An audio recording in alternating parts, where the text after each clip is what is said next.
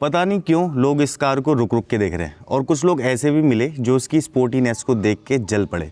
अब मैं manually shift करूंगा। ओ भाई, ओ ये वो खुद भी बता रही है, बट उससे पहले आप ही कर लो ये। ओ मैन, ये कार था मेरे पास 2 दिन से आई हुई है। मैंने इसको बहुत चला लिया, ऑलमोस्ट 125 किलोमीटर के आसपास। उतना ही मैं आज भी चला के दिखाऊंगा।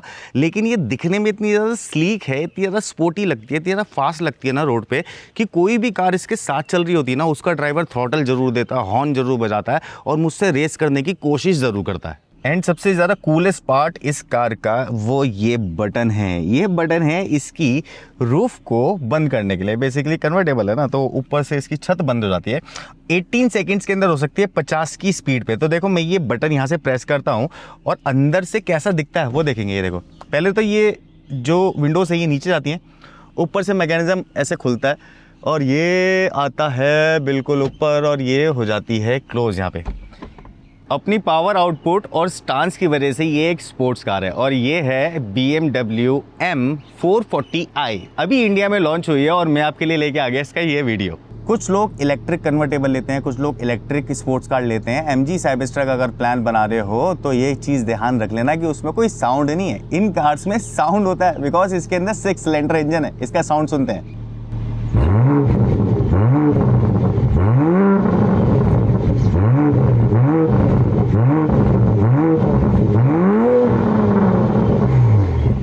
2 डोर कूप कन्वर्टेबल की कैटेगरी की कार है। इसके अंदर 2 ही दरवाजे हैं तो 2 ही विंडोज होंगी, लेकिन डोर में देखोगे तो यहाँ पे 4 विंडोज मिलती हैं। और ये जो 4 विंडोज है ना, इसको जैसे मैं अप करूंगा तो यहाँ देखना, ये वाली विंडोज हैं छोटी छोटी सी, ये ऐसे करके अप हो जाती हैं। जैसे ये विंडोज पूरी अप हो जाती हैं तो ये प्रॉपर एक रोस्टर कार बन जाती है। तो अब छोटी छोटी सी डिटेल की बात करते हैं BMW M440i की। ये देख रहे हो सीट बेल्ट अभी थोड़ी सी पीछे दिख रही होगी यहाँ पे, तो बहुत ज़्यादा पीछे है, बट जैसे ही मैं ये डोर को क्लोज करता हूँ ना, ये डोर क्लोज किया, ये अपने आप आगे आ जाता है। ये मैकेनिज़्म है इसके अंदर एक इलेक्ट्रिक, जो कि काफ़ी अच्छे से काम करता है। और जैसे ही आप इस डोर को अनलॉक करोगे ये वापस पीछे चला जाएगा। अब बताता हूँ इसका हेडलाइट सेटअप। तो ये कुछ DRL हैं, कुछ ऐसे, यहाँ पे ऐसे करके ये वर्टिकली क्यूब्स हैं। और ये जो है ना, ये मैट्रिक्स LED लाइट है। ये एडेप्टिव लाइट है, अपने आप को एडजस्ट कर लेती है सिचुएशन के अकॉर्डिंग। आगे से कुछ लगती है ऐसी, front camera and front sensor के साथ में ही आती है। स्टाइलिंग जो है काफ़ी ज़्यादा अट्रैक्टिव है इसकी। आगे से ये जो फिन्स निकले हुए हैं और ये जो इनटेक है ना इस तरफ, ये एरोडायनेमिक का एंड फ्रंट व्हील की डिस्क ब्रेक को कूल करने में काम आते हैं। कुछ हुड इसका ऐसा है, बड़ा सा है, बिकॉज इसमें लगा हुआ है एक 6 सिलेंडर इंजन। अब अगर किसी स्पोर्ट्स कार में उसके इंजन की ही बात ना हो तो फिर क्या ही जाएगा। ये जो इंजन है ना, माना जाना हुआ है। इसको बोलते हैं B58, BMW का super refine and successful engine है। इनलाइन 6 सिलेंडर इंजन है ये। 3 लीटर का होता है पूरा सेटअप, यानी कि 3000 सीसी का।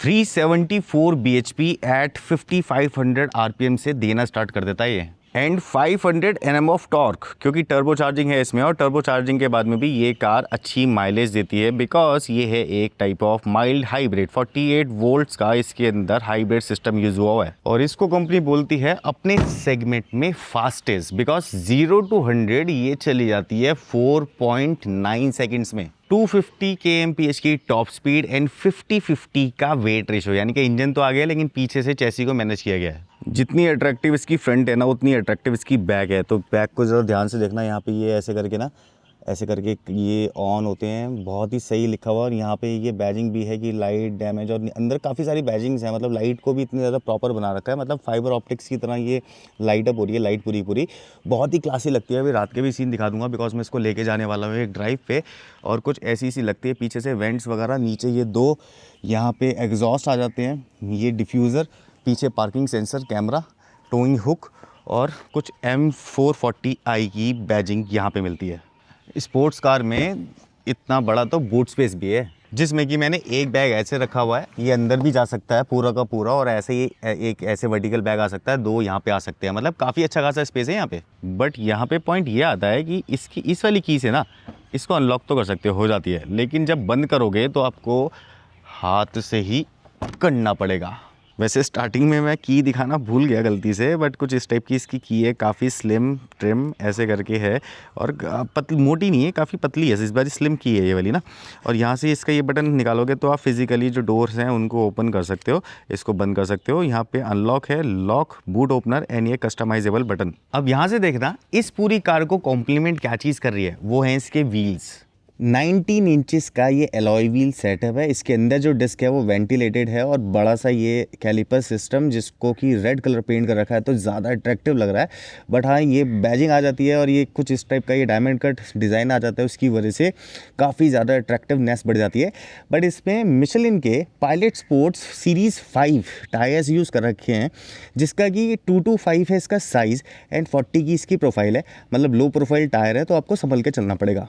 लेकिन जैसा कि मैंने बताया कि 2 दिन से मैं इस कार को चला रहा हूँ, दिल्ली, एनसीआर, हरियाणा में ही चला रहा हूँ मैं इसको, और नोएडा भी गया था इससे मैं। मेरे को इसकी ग्राउंड क्लियरेंस से ना कोई शिकायत नहीं हुई। वैसे इन कार्स की ग्राउंड क्लियरेंस के बारे में ज़्यादा बात नहीं करनी चाहिए, बिकॉज लो ही होती हैं क्योंकि हाई स्पीड में इनको चलना होता है। और ये जो टायर्स हैं, ये जो व्हील्स हैं, ये लो प्रोफाइल तो हैं, लेकिन मैं इनको आराम से निकाल रहा था जिस भी गड्ढे में या स्पीड ब्रेकर से मैं जा रहा था। लेकिन अगर आप इसको हाई स्पीड में निकाल दोगे तो हो सकता है कि वहाँ पर आप रिम बैंड कर दो। बट ये इतनी जो इसकी ग्राउंड क्लियरेंस है ना, ये काफ़ी ज़्यादा एफिशिएंट मुझे लगी। हाँ, ये है कि बहुत ज़्यादा लंबे चौड़े गड्ढे हो जाएंगे रोड से तो साइड से निकल जाओ, वहाँ से आप मत निकलना। बट नॉर्मल रोड पे अगर आप चलाते हो तो आपको कोई प्रॉब्लम नहीं होगी। तो ये है इसका fuel lid and fuel cap को जैसे ही हम ओपन करेंगे तो अंदर से एक वॉल्व सिस्टम है। ये बहुत सही लगता है मुझे, ज़्यादातर जो एक्सपेंसिव कार्स होती हैं उनमें ये सब में वॉल्व सिस्टम मिलता है। यहाँ पे एक और पोर्ट छूटा हुआ है बट वो पता नहीं किसके लिए। मैं बता रहा था ना 48 वोल्ट्स का माइल्ड हाइब्रिड सिस्टम है इसके अंदर। पेट्रोल से जो इंजन चलता है उससे जो पावर जनरेट होती है वो बैटरीज में स्टोर कर लेता है। बैटरी यहाँ पे नीचे की तरफ है, यहाँ पे है बैटरीज, और इंजन में ही एक मोटर सिस्टम होता है जो कि कुछ हॉर्स पावर बढ़ा के भेजता है। इनिशियल टॉर्क अच्छा हो जाता है उससे और जो रिफाइनमेंट होती है वो बढ़ जाती है। चलो सबसे पहले स्पीड को लेके आता हूँ मैं सेंटर में, और यहाँ से मैं इसके अंदर जाता हूँ ना कंसोल में, तो यहाँ पे ये वाली यहाँ पे दिखेगी स्पीड की, कितनी स्पीड में भाग रही है। बाकी आरपीएम इधर दिख रहा है और मैंने हेड माउंटेड कर रखा है।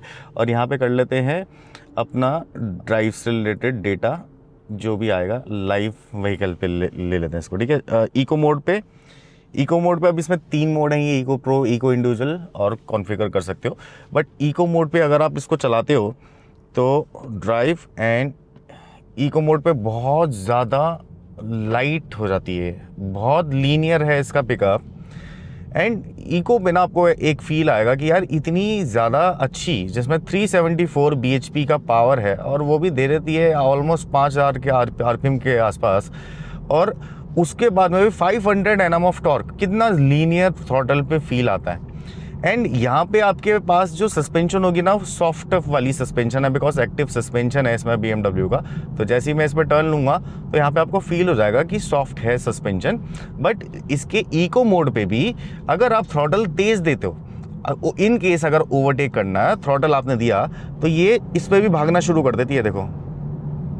लेकिन अब मेन मुद्दा ये नहीं है कि हम इसको इको पे भगाएंगे, ये एक स्पोर्ट्स वाली कार है तो मैं ये साइड में लगाता हूँ यहाँ पे। और अब इसका ना साउंड भी है, जो ग्रॉलिंग इसके अंदर आती है ना वो भाई अल्टीमेट है। और ब्रेकिंग जो है ना वो बहुत ज़्यादा स्मूथली ब्रेक करती है। कोई इसके अंदर ऐसा कोई वो नहीं है कि कुछ अजीब सा फील हो रहा हो।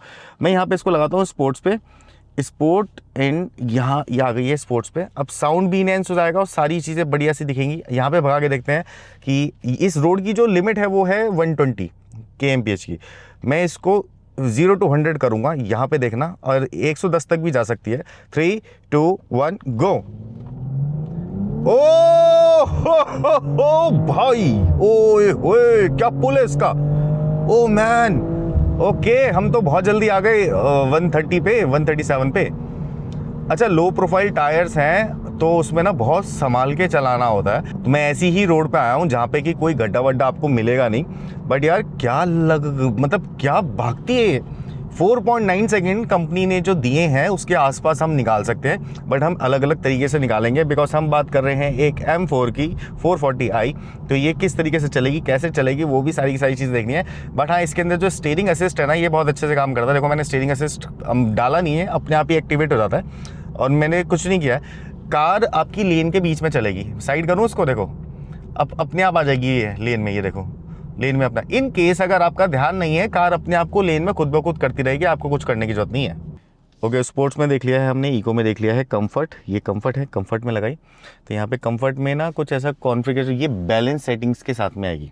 मैं इसको करता हूँ ड्राइव पे, और यहाँ पे नॉर्मल चलाते हैं जैसे हम चलाएंगे।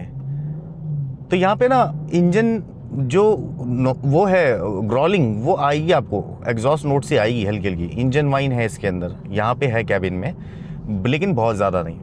अब यहाँ पे बहुत ज़्यादा शार्प एक्सेलरेशन नहीं है। जैसे मैं एक्सेलेरेट करता हूँ तो ब्रेक लेती है बीच में, थोड़ा सा सोचती है, उसके बाद में भागना स्टार्ट करेगी। लेकिन स्पोर्ट्स मोड पे तो आप थ्रॉटल दोगे और ये एकदम से निकलती है। अब हम इसी में ही इसकी थोड़ी सी हैंडलिंग भी चेक करते हैं। जैसे हाई स्पीड पे 100 की स्पीड पे हूँ मैं, तो जो सस्पेंशन काम कर रही हैं इस पे, स्पीड के अकॉर्डिंग अपने आप को एडजस्ट कर लेती हैं। इनकेस आप कोई भी मोड में हो, आपका जो स्टीयरिंग है वो भी स्पीड के अकॉर्डिंग एडजस्ट हो जाता है। आप किसी भी मोड में हो ना, अगर आपने 100 की स्पीड पे भगा दी, 80 की स्पीड पे हो, 90 की स्पीड पे हो, स्टीयरिंग भी एडजस्ट हो जाएगा अपने आप और सस्पेंशन भी एडजस्ट हो जाएंगी। अगर देख सकते हो तो इसके अंदर किसी भी तरीके का कोई बॉडी रोल नहीं है। 114 की स्पीड पे हूँ मैं और स्टीयरिंग ऐसे ऐसे कर रहा हूँ। हल्की सी कार ऐसे ऐसे हो रही है, लेकिन वो इतनी होनी भी चाहिए बिकॉज सस्पेंशन के तौर पे चल रही है। कार चलते हुए बिल्कुल प्लांट लगती है मेरे को कि प्लांटेड कार है, बिल्कुल ज़मीन से चिपक के चल रही है। बिकॉज इसकी ग्राउंड क्लियरेंस, इसकी एरोडायनामिक्स एंड जिस तरीके का ये कूप डिज़ाइन है, उसकी वजह से काफ़ी ना सही फीलिंग तो है। स्टीयरिंग का जो रिस्पॉन्स है वो काफ़ी एक्यूरेट है इसमें। दूसरी चीज़ मेरे को एक ऐसा लग रहा है कि मैं ना बहुत ज़्यादा नीचे नहीं चल रहा हूँ, मैं ज़मीन से चिपक के नहीं चल रहा हूँ। कुछ गाड़ियों के अंदर आप ऐसे बिल्कुल ज़मीन से चिपक के चलते हो, जबकि इसकी भी हाइट बहुत नीचे है, बट आपको फिर भी काफ़ी दूर तक का दिखेगा। और बहुत ही अच्छा ये व्यू पॉइंट है, जिसमें कि आगे हुड भी दिख रहा है। और जो ये रेड कलर का हुड दिख रहा है ना, इसकी वजह से थोड़ा कॉन्फिडेंस भी आ जाता है कि हुड वहाँ तक है तो मुझे कहाँ तक मैनेज करना है। वैसे अच्छे चलाने वाले को इन सब चीज़ों को फ़र्क नहीं पड़ता, लेकिन फिर भी ये चीज़ें दिखनी चाहिए तो ज़्यादा अच्छा फील होता है। अब यहाँ पे एक और स्टॉप ले लिया है मैंने। गर्मी बहुत ज़्यादा हो रही है, 39 डिग्री टेम्परेचर है। इसमें एक और चीज़ दिखाना चाहता हूँ, ये एसी है। देखो मैं पहले एसी पे चलता हूँ, तो मैंने लेवल 2 पे फ़ैन ऑन कर रखे हैं। इसमें प्री कूलिंग का है, इंडिविजुअल सेटिंग आप चेंज कर सकते हो। बाकी मोबाइल ऐप जो है BMW की, उससे भी कनेक्ट कर सकते हो। तो पहले से पहले आप इसकी कूलिंग एडजस्ट कर सकते हो। ये जो है ना, ये 20 पे है, यहाँ पे ये 16 तक चला जाता है, 16.5 तक जाता है। ये चीज़ सही है। और एसी बहुत अमेजिंग है इसका, तो मैं 20 पे ही रख रहा हूँ इसको, और 20 पे ही मैनेज कर रही है कार पूरी। कहीं पे भी ऐसा नहीं हो रहा है कि इसको एसी में जोर लगाना पड़ रहा हो, बिकॉज यहाँ पे जो है पीछे भी स्पेस है, तो इतना बड़ा हमारे पास में कैबिन तो है ही। यहाँ पे कंफर्ट मोड पे हम चल रहे हैं अब, और कंफर्ट मोड पे इसके जो बाकी के सफिस्टिकेशन वाले जो फीचर्स हैं वो यूज़ करेंगे। अब देखो मैं स्पीड लिमिटर लगाता हूँ यहाँ से। ये मैंने स्पीड लिमिटर लगाया और मैंने इसको कर दिया है 100 की स्पीड पे। तो मैं थ्रॉटल देता हूँ 110 की स्पीड पे है, मैं थ्रॉटल देता हूँ यहाँ से, दिया 110 की स्पीड पे पहुँचते के साथ ही कार अपने आप को कंट्रोल कर लेगी। आप ये स्पीड लिमिटर लगा सकते हो। मान लो अगर इस रोड की जो स्पीड है वो 120 है और आपको ये डर है कि भाई चालान ना कट जाए, आप लिमिटर लगा लो। अब लिमिटर को मैं और कम कर रहा हूँ, ये देखो मैं कम कर दूंगा इसको। मैं इसको ले आऊँगा 90 पे, मैं 90 पे ले आया। अब 90 तक तो ये कार अपने आप चल रही है, ठीक है। जैसी कम होगी मैं थ्रॉटल दूंगा, बट मेरा थ्रॉटल फिर काम नहीं करेगा। ये बहुत बढ़िया फीचर है, आपके चालान बचा सकता है, एक्सीडेंट बचा सकता है, काफ़ी सारी चीज़ें बचा सकता है। जैसे कि वो कैमरास लगे हुए आगे, तो वहाँ पे भी हम ये स्पीड को जितनी भी रोड है उसके हिसाब से लिमिट कर सकते हैं। अब यहाँ पे मैं थ्रॉटल देता हूँ, ये देखो ये थ्रॉटल दिया मैंने, मेरा थ्रॉटल काम ही नहीं करेगा। मैंने थ्रॉटल दे रखा है नीचे, स्पीड अपने आप ही लिमिट हो गई है। 90 की स्पीड से ज़्यादा ये चलेगी नहीं, लेकिन मैं फिर से थ्रॉटल दूंगा तो अब ये भागना शुरू हो जाएगी, अब ये अपनी लिमिट को क्रॉस कर देगी। एक बारी थ्रॉटल आपका काम नहीं करेगा, लेकिन दूसरी बारी जैसे ही आप डी एक्सेलेरेट करके एक्सेलेरेट करते हैं तो वहाँ पे ये उसको ओवरराइड कर देता है। चलो अब ये है इसका क्रूज़ कंट्रोल। मैंने इसका क्रूज़ कंट्रोल लगा दिया और मैं चलता हूँ मिड लेन पे। अब सामने एक कार भी चल रही है। क्रूज़ कंट्रोल और जो ये स्टीयरिंग अपने आप जो मेंटेन करता है अपने आप को, वो भी देख लेते हैं। तो ऐसे करके ये मेंटेन कर रहा है अपने आप को खुद ब खुद, मैं कुछ नहीं कर रहा। बट इसका जो एडास का कैमरा है वो यहाँ पे है, और ये कैमरा बेस्ड मुझे लग रहा है। अभी सामने एक कार चल रही है, अब देखते हैं कि ये एडेप्टिव क्रूज़ कंट्रोल किस तरीके से काम करता है। अभी 91 की स्पीड पे मैं चल रहा हूँ, अपने आप ही एडजस्ट कर रहा है। और लेकिन इसने जो है सामने से फ्रंट कोलिजन जैसी कोई चीज़ इसमें है नहीं।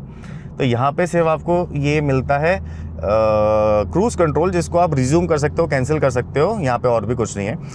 यहीं से ही मैं स्पोर्ट्स मोड पे लगाता हूँ। स्पोर्ट्स पे आ गई है, स्पोर्ट्स प्लस पे। अब यहाँ पे आते हैं मेन चीज़, इसकी जो ग्रॉलिंग है भाई वो मेन चीज़ है, और मैं उसको दोबारा से एक बार ना उठाऊंगा, लेकिन इस बार हम चलाएंगे इसके मैनुअल मोड पे।